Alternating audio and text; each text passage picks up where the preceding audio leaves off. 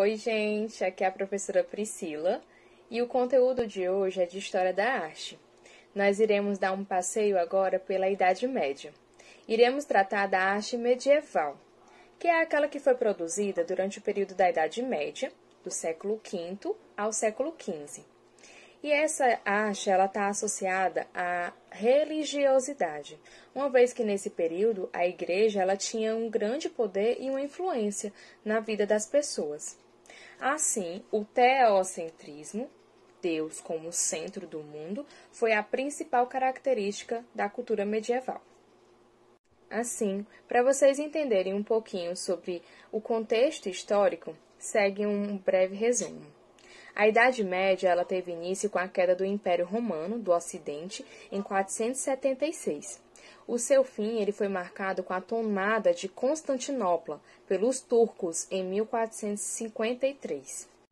Na Idade Média, ou medievo, poucas pessoas sabiam ler. Então, essa atividade era exclusiva dos membros da igreja, o clero, e dos nobres. Portanto, a arte religiosa da Idade Média, tinha o intuito de aproximar as pessoas da religiosidade e apresentar um caráter didático. E a principal organização política administrativa desse período era baseada no sistema feudal. Nessas grandes extensões da terra, a mobilidade social era inexistente. A sociedade feudal era exclusivamente rural e autossuficiente. A estrutura social era estamental e fixa, que era dividida em rei, clero, nobreza e povo. Então, foi nesse contexto que a arte medieval se desenvolveu em diversos campos, como a arquitetura, pintura, música, escultura e literatura. E foram divididos dois estilos predominantes nesse período, o estilo românico e o estilo gótico. E o traço comum entre eles, da arte românica e a arte gótica, é que os temas das obras giravam em torno da religiosidade. O termo românico está intimamente relacionado com as influências do Império Romano, que dominou durante séculos quase toda a Europa Ocidental. O estilo românico se destaca na arquitetura, pintura e escultura, embora essa arte tenha sido de maior relevância na arquitetura das construções religiosas. Conforme podemos observar na imagem, a igreja Notre-Dame, La Grande de Poitiers, na França. A arquitetura românica, nós podemos destacar os elementos característicos que é a horizontalidade, ou seja, as edificações não possuíam estruturas muito altas, Diversas igrejas, mosteiros, conventos e catedrais foram construídas nesse estilo.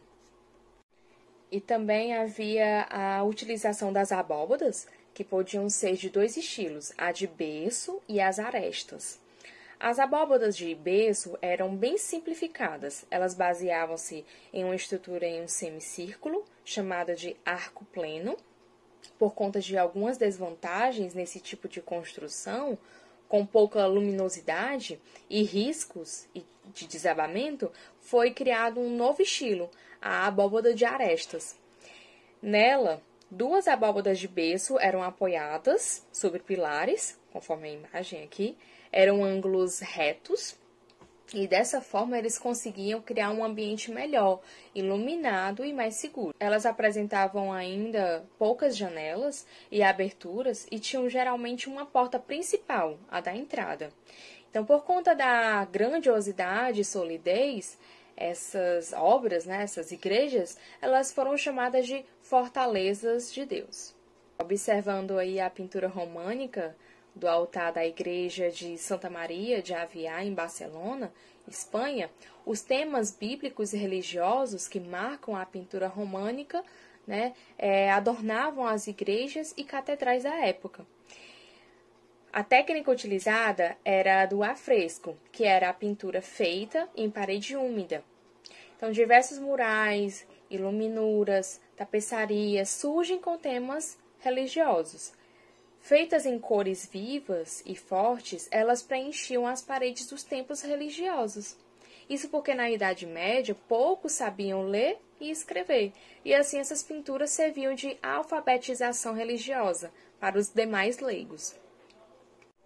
Bem, como características principais da pintura desse período, nós temos a deformação e o colorismo. A deformação. Para transmitir os sentimentos religiosos, as figuras nem sempre eram produzidas nas proporções certas. Assim, Jesus poderia ser retratado maior do que as outras personagens, para trazer uma noção de magnitude. O colorismo. Aplicação de cores puras, sem meios tons, e preocupação com os jogos de luz e sombra. E da mesma forma que na pintura românica, as esculturas românicas eram produzidas para adornar os locais sagrados, conforme nós podemos observar aqui na escultura românica, no tímpano da Catedral de São Lázaro, em Alto, na França. E, por isso, a grande temática girava em torno da religiosidade, visto que, nesse período, o teocentrismo, Deus como centro do mundo, foi uma forte característica. Eram esculturas antinaturalistas e normalmente representadas por figuras entalhadas nas paredes das igrejas, e alguns relevos também enfeitavam as fachadas. Então, na última fase da arte românica, é possível encontrar um estilo mais realista nas esculturas. E falando um pouquinho sobre a arte gótica, que foi uma expressão artística da Baixa Idade Média, que perdurou até o Renascimento. E ela é denominada como a arte das catedrais, porque ela era realizada nas cidades.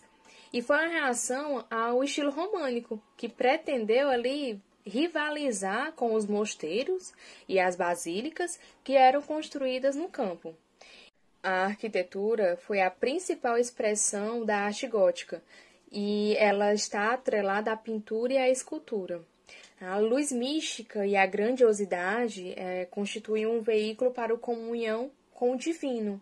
O arco em ponta e a rosácea, também chamada de mandala, são atributos continuamente presentes nesses estilos arquitetônicos, com a busca de substituir o horizontalismo românico pela verticalidade gótica, como podemos observar aqui na rosácea, no interior da abadia de Saint-Denis, na França. Bem, na escultura gótica nós temos também o desejo de verticalidade, tem um esboço também natural, capaz de atribuir movimento e vida a essas esculturas, e é um complemento à arquitetura. A escultura ela se complementa com a arquitetura. Nós podemos observar na imagem à esquerda escultura de Giovanni Pisano e à direita o Cavaleiro, autoria desconhecida, cerca de 1235, na Catedral de Bamberg, na Alemanha. Também era comum a presença de esculturas de monstros ou figuras humanas nos telhados das igrejas góticas, a fim de escoar as águas pluviais, que a gente pode montar ali como era em Roma, como é que era o desvio das águas. Então, essas representações são intituladas de gárgulas. Como a gente pode observar aqui na imagem, as gárgulas eram esculturas colocadas nas construções góticas a fim de escoar as águas pluviais. Hoje nós temos os canos, para escoar ali as águas. Na pintura gótica, nós temos ali o adorno de murais e afrescos e vitrais. Como é que se dá isso? Vamos observar aqui a imagem do afresco A Lamentação, de 1306, que foi pintado por Giotto di Bondone, na capela de Scroveti, Pádua, na Itália, que buscou transmitir o mesmo naturalismo e o simbolismo religioso da escultura e da arquitetura.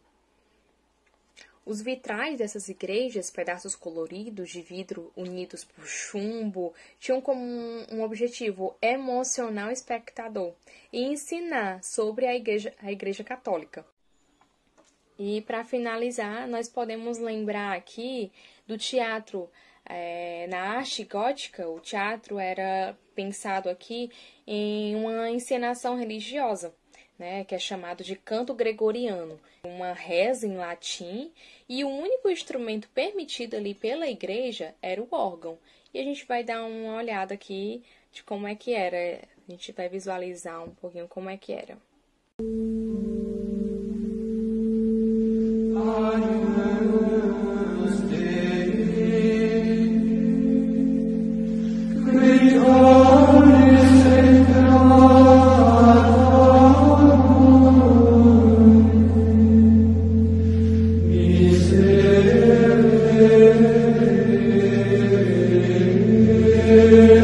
Esse daí é um vídeo de um salmo cantado em latim, né? A arte gótica e a arte românica da religiosidade. Então, o tema central ali era a religião. E a dica para vocês é memorizar todo esse conteúdo, né, que dá uma misturada com a história. Então, é que vocês façam um mapa mental com os assuntos, com os tópicos, né, memorizando ali os termos que eu falei, tentar visualizar, né, volta de novo o vídeo, compartilhe, tá? Um abraço, não deixe de compartilhar.